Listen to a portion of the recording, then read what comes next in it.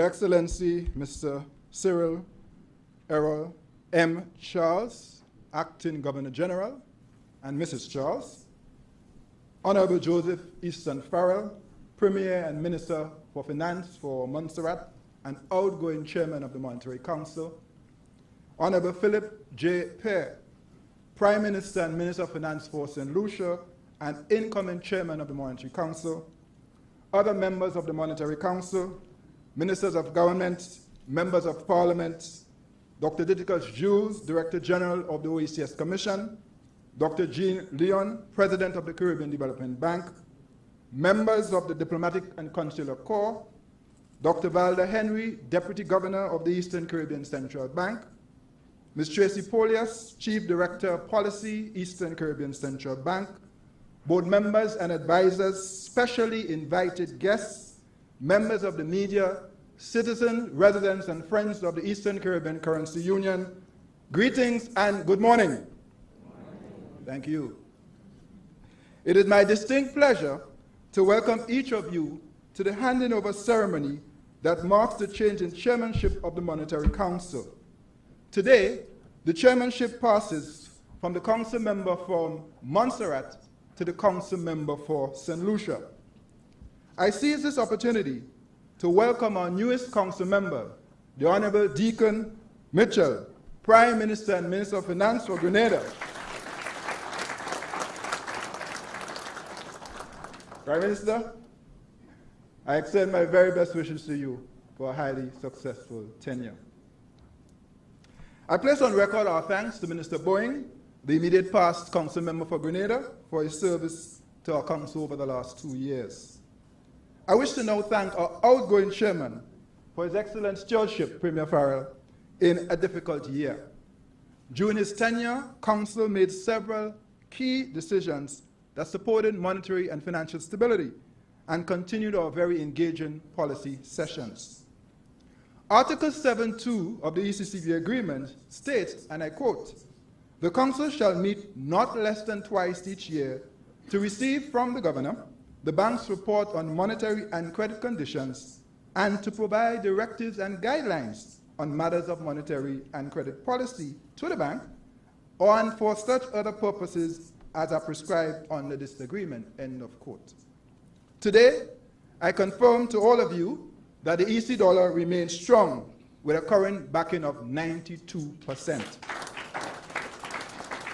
Indeed, 2 weeks ago, we celebrated our 46th anniversary of stability. That is, it was in 1976 that the framers and founders made that important decision to peg our EC dollar to the US dollar. 1 US, 2.7. 46 years of stability, even in this pandemic, and even with hurricanes and volcanoes, and for inflation, your EC dollar, our EC dollar, remains strong. But here's the thing, the shocks keep coming. The Monetary Council convenes at a time of unprecedented challenge and complexity. During the IMF World Bank meetings in April of this year, the managing director of the fund described these times, and I quote, as the most complex policy environment ever. Few policymakers would argue with that characterization. And in cricketing terms, we might describe it as a very sticky wicket. First, there was the COVID-19 shock, then the surge in inflation shock on account of supply chain disruptions, which are now being exacerbated by the ongoing war in Ukraine, all resulting in commodity price increases. And the painful outcomes, high and stubborn inflation, and a slowing global economy. And lest we forget, there is the ever-present existential threat of climate change. What a time, what a world. The shocks keep coming. For the first time in the post-World War II era, the global economy is grappling with both record inflation and record high debts in both the public and private sectors.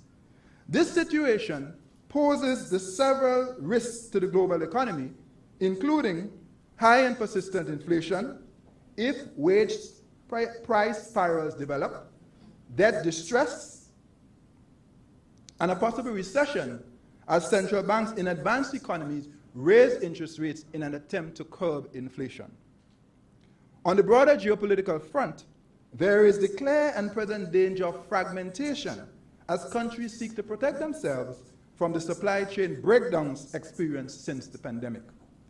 At this moment, the outcome for the global economy is far from certain, but the immediate outlook is not good, and the implications for our currency union are grave. For starters, our working assumption is that the current inflation could last for at least another 12 months, perhaps even longer. Some of that has to do with the war in Ukraine, and at this point we do not know when that war will end. Consequently, we must or ought to govern our affairs accordingly. With the reopening of our economies and the pickup in tourism, we currently project that the ECCU will grow this year by 6% and next year by 5%. Our region is also dealing with the Liat shock as a consequence of the greatly diminished capacity of Liat occasioned by the pandemic, albeit with significant pre-existing conditions. When we consider that at least 20% and up to 1/3 of all arrivals in our region come from our member countries, intra-Caribbean travel, we begin to comprehend the magnitude of the Liat shock on regional air connectivity. Setting aside for a moment the prohibitive cost of travel and the onerous schedule where service even exists, it is an affront to our Caribbean civilization and an assault on our regional integration movement that many Caribbean citizens now find themselves requiring a US visa to travel within the Caribbean. I know this vexing issue is occupying the minds of our heads of government, and I will say no more at this time as we look towards a resolution. And some of the players who will be involved are very much in this room this morning. I will say that I took my first Liat flight yesterday to get from Antigua to Saint Lucia. And we got here safely and on time. Hope springs eternal. A call for collective action, because where risks abound, opportunities also abound. Ladies and gentlemen, the pressure on all sectors and all social partners are real and mounting. Our current situation demands a coming together at all levels: households, communities, countries, nationally, regionally, and internationally. We've seen some things we've never seen in terms of inflation, for example. We have now to come together. Now is the time for our social partners, governments, labor unions, business, civil society, including our youth and our churches, to engage in meaningful dialogue about shared sacrifices to weather the current inflation storm. At this time, unilateral demands by partners, be they businesses or labor unions, are unhelpful and will simply make a bad situation worse. For example, the price of fuel at the pump in the ECCU ranges from $15 to $20 per gallon, with varying government subsidies to help manage the current price. In other words, it would be even higher were it not for these government interventions. As government take additional steps within their limited means to cushion the effect of inflation on our vulnerable households and businesses, now is also not the time for price gouging by unscrupulous operators. Not the time. This is a moment for patriotism and shared sacrifice. Please. Even as we address the pressing matter of high food and energy costs, we must also seize and pursue opportunities for building resilience and transforming our region. Now, therefore, is the time to accelerate our renewable energy transition, digital transformation, and our food and nutrition security. Indeed, we must support and applaud persons like Kitlin Carew, CEO of Helen's Daughters, as we encourage women and youth in agriculture. Where is Ms. Carew? There you are. There you are. Let's applaud her for her efforts. Please, please. Ms. Carew is my special guest today. She blew us away last year when she presented at our Growth and Resilience Dialogue. And Kitlin, if I may call you that, 2 years ago you said something that I will never forget. Teach a woman to farm and feed a country for eternity. I love that. Boy, do we need food right now. Accessible, affordable, healthy food.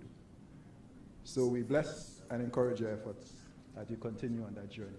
And Kitlin, Ms. Carew, represents many youth in our region. And this is a moment when we can make a legacy out of this crisis, this pandemic, in food and nutrition security. We have to support people like Ms. Carew. We have to support her. Now is therefore the time for our member countries to make full use of the Eastern Caribbean Partial Guarantee Fund, which was launched in October 2020, to support small entrepreneurs in the ECCU. The fund provides working capital, startup capital, and classic guarantees for small businesses, including creatives, through participating banks and credit unions and development banks. The current size of this fund is $30 million. Now is the time to launch the Credit Bureau to help more people get access to credit and other financial services, thereby improving the distribution of long-standing excess liquidity in our financial system, while also strengthening credit risk management. As we press forward, I make a special appeal to our member countries for urgent enactment of pending legislation, as this, frankly, is our single biggest strategic risk. The pace of our transformation is in our hands, because I believe we must do for ourselves what we can do for ourselves. And we must simply give ourselves a fighting chance to survive and thrive in a global economy that often treats our small countries as invisible, disposable, and of no consequence. I conclude. Ladies and gentlemen, we must navigate this period with a sense of imagination, determination, and yes, collective action. Our ultimate goal, transformation. Now is the time for forward-looking and leaning governments, citizens, and institutions. I hail our council members for your proactive actions, which you have taken throughout this period to protect lives and secure livelihoods, and for your demonstrated regional solidarity. Indeed, may I say, this remains an indispensable and inspiring feature of our collaboration in this difficult season. I conclude with my often repeated declaration. It's a mantra or anthem of sorts. As a region, we cannot change our history, and we cannot change our geography, but collectively, we can and must elevate our development trajectory through innovation and collective action. So let us press forward, secure in the knowledge that we can do, quote unquote, all things through Christ who strengthens us, Philippians 4:13. I thank you.